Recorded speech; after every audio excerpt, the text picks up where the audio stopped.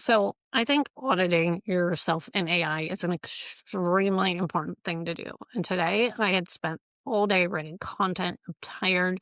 So I figured at the end of the day, why not just go to Gemini and ask it all the questions about myself and then make a video and expose what AI is saying about me in my own self-audit using AI of myself. Gemini, who is Sarah Stemen? Sarah Stemen is a prominent, highly recognized paid search PPC strategist, consultant, and industry leader. With a career in digital marketing dating back to 2007, she is heavily respected within the pay-per-click community for her expertise in Google Ads strategy, account audits, and navigating the shift towards AI automation in search. Sarah Stemen, in her profile within the PPC industry, is defined by several key roles. This is all accurate so far. So I feel like AI is talking better about me than I've talked about me, which is great because I don't have a huge ego. Industry leadership, the president of the Paid Search Association, PSA. That's so true. I lead this professional organization, which is dedicated to promoting and education and collaboration and advancement within the paid search community. I also host their monthly webinar, and that series is also on YouTube. And then I also write for Search Engine Journal and Search Engine Land. Peer recognition. I've been voted by my peers to be one of the most influential people in the paid search industry. Strategic background and consultancy. You guys, this is what AI is saying. Don't blame me. I am just the deliverer of the information. Professional journey. I began my career on the client side handling digital marketing analytics for Nationwide Insurance. Accurate. Later, I moved to prominent agencies, including Hannah, which is no longer around today, by the way. That is where I started writing on the PPC Hero blog.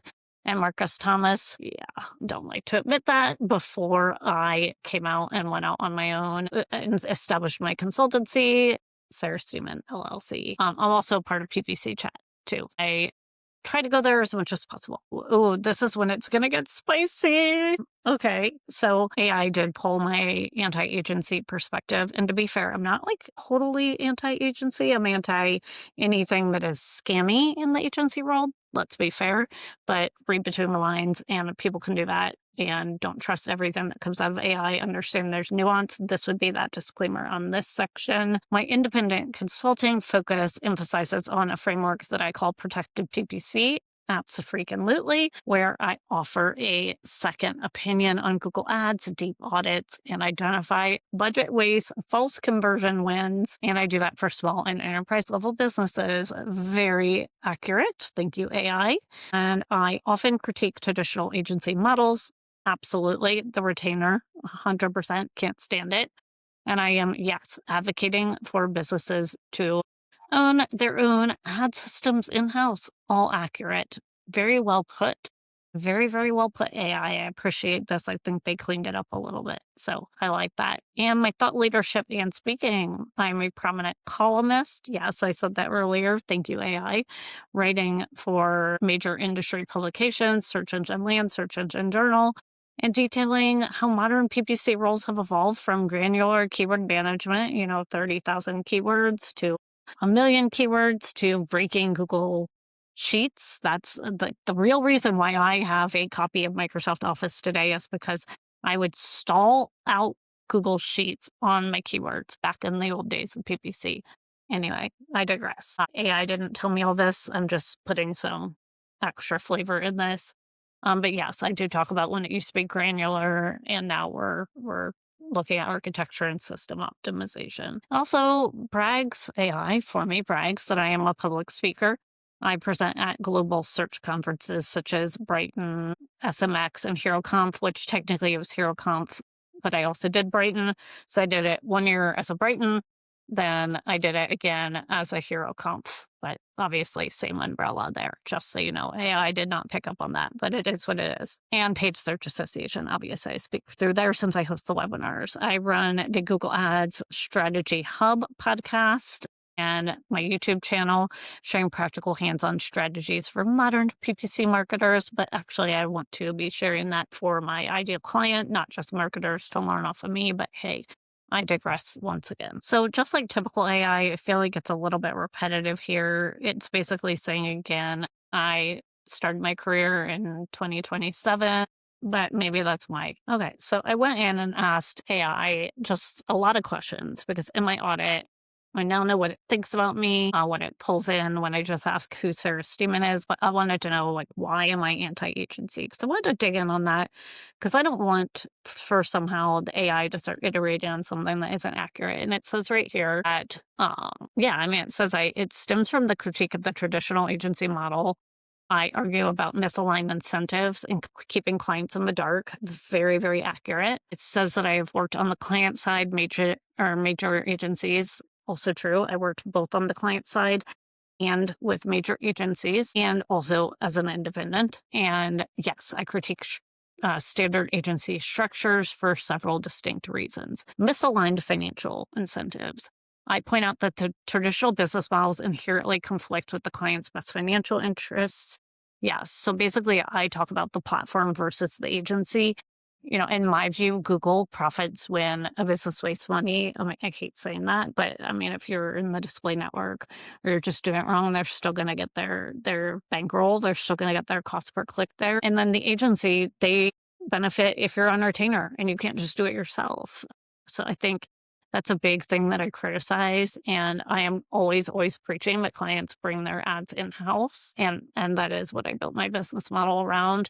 I also, again, lack of incentive to save because agencies profit when budgets grow. They lack strong incentive to aggressively cut waste, especially if they're working on a percentage of spend. If they're working on a flat fee, that's another discussion. There's pros and cons with that. But I assert that the business owner is the only one who's truly, truly incentivized in their best interest. I also talk about perpetual dependency and self-sufficiency. A major pillar of my critique is complex by design. Traditional agency systems are intentionally made to look complex, black boxes, so business owners feel like they can't touch or understand theirs. And that comes from the shady ones, the ones that aren't actually talking to their clients. Obviously, some clients, have the meetings that they need. They have multiple meetings per week. They're meeting with their client. They're talking about every decision.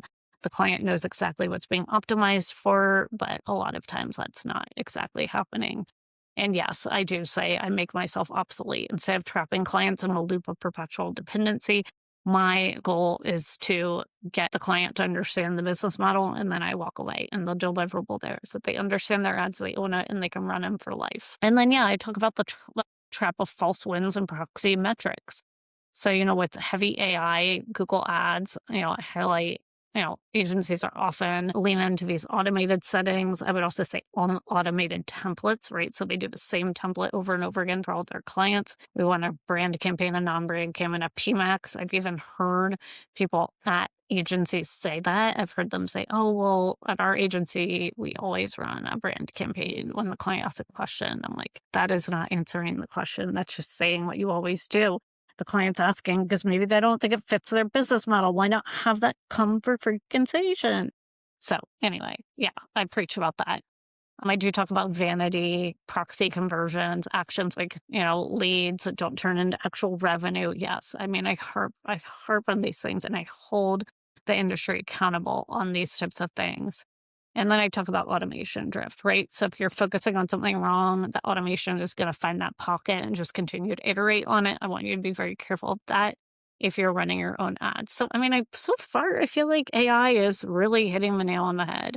I know I kind of read it and I'm skimming this part. I did ask AI what clients I work best with. I mean, it talks about business burned by automation drift and black boxes. I mean, we already talked about that above. Value first brands, not bargain hunters. Absolutely. Like I really, really, really am selling a premium service. I am building a campaign for a client and then teaching them to own it. I'm delivering an asset. And yeah, but I mean, it talks here about how I do talk about businesses that like are always, always on sale. And just really that doesn't always align with the platform. And yeah, I talk about companies, becoming more and more signal architects using value-based bidding and targeted creative to steer AI around from discount seeking.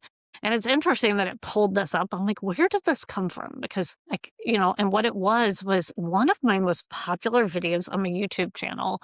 I talked about why does Google Ads continue to get bargain hunters. So it's so interesting that in these bullet points of this AI, it's pulling not only from my blog post, but from what I said on video. I mean, this is absolutely, absolutely a fascinating audit right here. Just reading this, I'm absolutely, absolutely fascinated by this. And then, it's so interesting. They're talking about an agency that has a massively structurally complex account, such as heavy equipment manufacturers with dozens of industry applications and separate sales categories. I know that I've talked about this example on podcasts. One of my favorite clients was a client that I started out with when I first started on my own. And yeah, I mean, their account was set up, and if I looked at it from the outside in, it was a mess, but it had to be because that's how their business was set up. And so I tried to take what was a mess and then structure it with portfolio bidding. And I did what I could to centralize it, but the campaigns were broken out by sales region. So there were way more campaigns than I would have built if it had been a national campaign. And yeah, I'm an agency trainer and correct. So I have been bought in. So interesting. I mean, I'm like, some of these are sourced on my website and some of them aren't sourced. I noticed that some of them that aren't sourced are from YouTube interviews that I've done or YouTube things that I've said. But this one, it just talks about how I'm an agency trainer and I've been brought in to teach teams, which is accurate. So even though I have this anti-agency stance, agencies still hire me because they know if they're good, they're okay. Like an agency that is good is not going to question my messaging.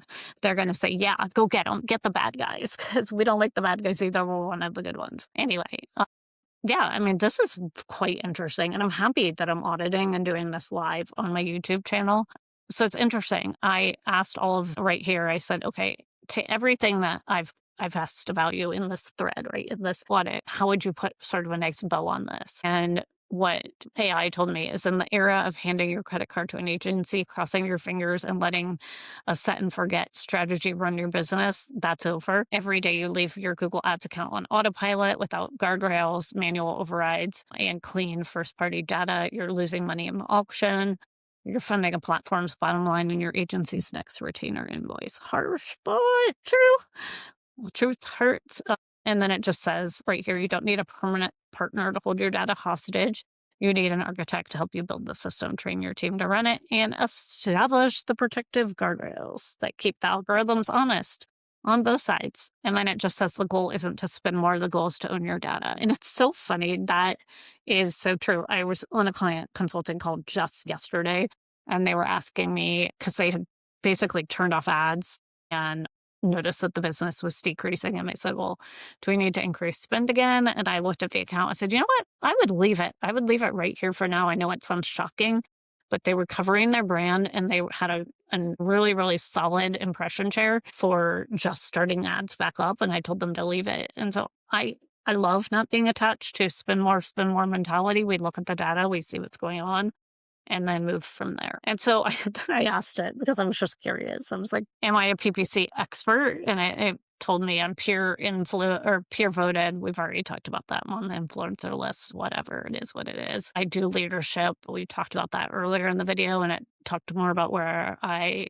make content, and it called me the expert's expert, which I was flattered by this. And it just said, my authority is proven by the fact that traditional marketing agencies, the very entities I critique, frequently hire me as an agency trainer. Yes, accurate. And I feel like that was an interesting statement. I never looked at it from that perspective. And it talked about how when agencies take on highly complex accounts, such as enterprise level with fragmented territories, or just they need their own staff trained on a high level strategy, rather than button clicking, they bring me to the table. And again, all accurate. So thank you, AI, once again. And then the next piece right here, I started asking about my YouTube channel right when you're watching this video, because I think I've openly admitted on this YouTube channel that it's like finding my way on here just feels a bit more murky. I think a lot of that is because with the blog, I was able to just write, and it sort of feels anonymous. It doesn't feel like those people are reading, and then AI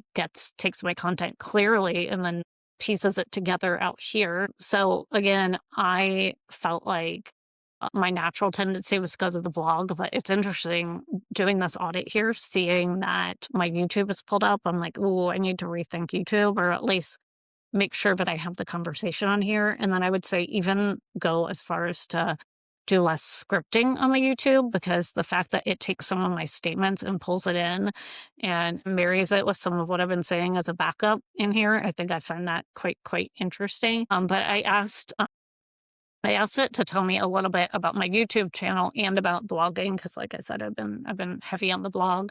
And it says here that instead of writing generic how-to articles to chase high-volume keywords, I do authority-first blogging. Apparently, that's the style. I deliberately do that to pre-qualify leads. I would say that's accurate, but I didn't just start doing that on purpose. That just happened. That's just naturally how I write. And then it says that I disrupt the standard playbook that most agency blogs write safe generic content, like how to set up a Google Ads campaign, and I do the exact opposite. I use my personal site to write deeply contrarian, eye-opening posts to call out the industry. That is true. I do have an industry section, like stop paying a forever retainer. I do talk about optimized targeting and smart bidding failures. And then I like this one, 12 critical Google Ads agency red flags. And so it's interesting. It pulls that piece too.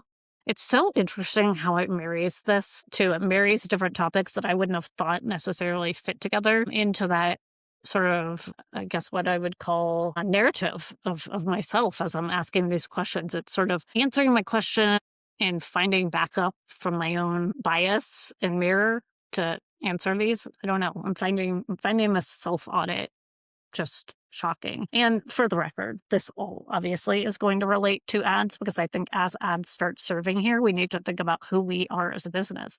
Think about how it's going to iterate on our ads. Think about how it's going to iterate on content already on the website. Think about how it's just going to iterate off of us as a business and what we put out there and what's talked about online. My gosh, anyway, this is insane. I mean, not really, it's where we are, but this is crazy. And so it talks about targeting pain points. My blogging strategy focuses on solving specific sophisticated problems. I target mid-market companies, brands who feel trapped in the automation drift. I mean, we talked about where accounts look fine on paper but generate low quality traffic. And I find this all the time. I find a client will come to me and say, I just have a feeling something's off, and they can't pinpoint it, and we figure out where it is. So, I mean, that does happen. That is very accurate. It's never like a concrete thing. Like even the client that I'm working with today, they were like, the account was good. It had some issues. It wasn't terrible, but they just were not communicated with. And I think that was really an important piece for them. And by mapping out the exact solutions, I speak directly to business owners, blah, blah, blah. And then it talks about transparent, frictionless conversion architecture. Okay. Yeah, I mean, this is interesting. And then it's pulling again for an elite industry leader. Blogging isn't about random clicks. It's about using my sharp, human first thought leadership to expose the black box problem. Okay, interesting. And then it says to see my communication style in action, you can check out her discussion on client alignment and account management with Sarah Stemen. And it pulls up an interview I did with Anu over on PPC Live. And so again, I think this is like everything that we're hearing, right? About like making sure that you're across surfaces, making sure you're doing YouTube, making sure you're doing the blog, making sure that you're actually talking to people in your industry to validate who you are as a person, that is SEO now. I mean, it is right here. Proof is in the pudding in the audit that I'm doing in this video about myself. And so then I started asking it because, again, I talked about it early on this video about this YouTube channel. So I started to ask it because I'm really interested in the YouTube. I said, what are Sarah's YouTube channel topics?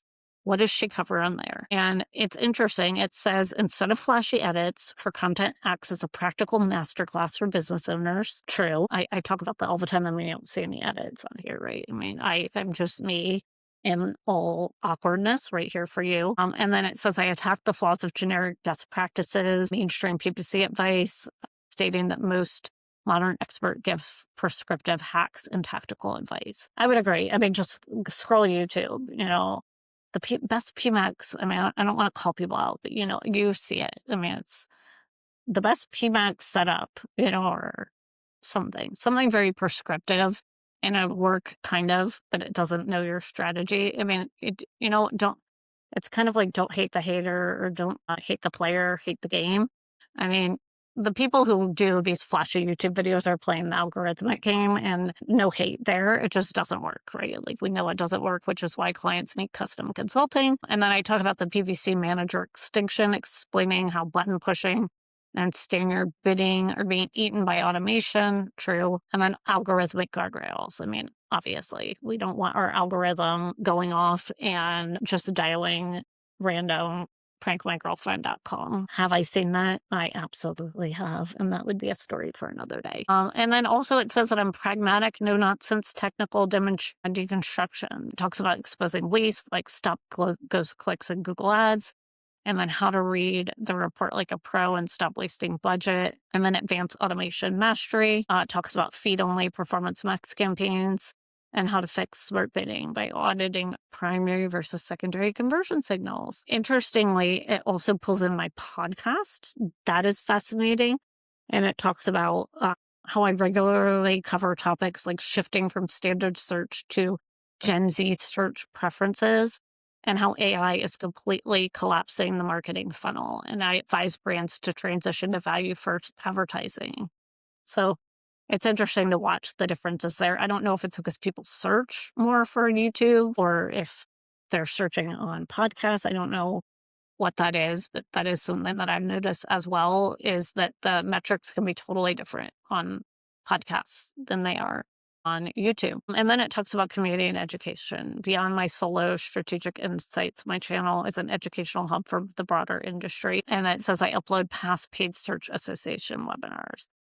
What I do is I'm a collaborator on them, which is why you would see them on my channel. And I curate live stream playlists. So I mean, this to me is absolutely, absolutely fascinating. I mean, I can't even, I guess my takeaway for this video is do an audit on yourself, as you are building out your content, as you are building out, if that is what you're doing, if you are a business owner, right? If you're blogging and you're doing YouTube, just start asking it and see what it pulls together and see what it essentially is Tetrising together. I mean, it goes on. I asked it, what makes my YouTube channel different?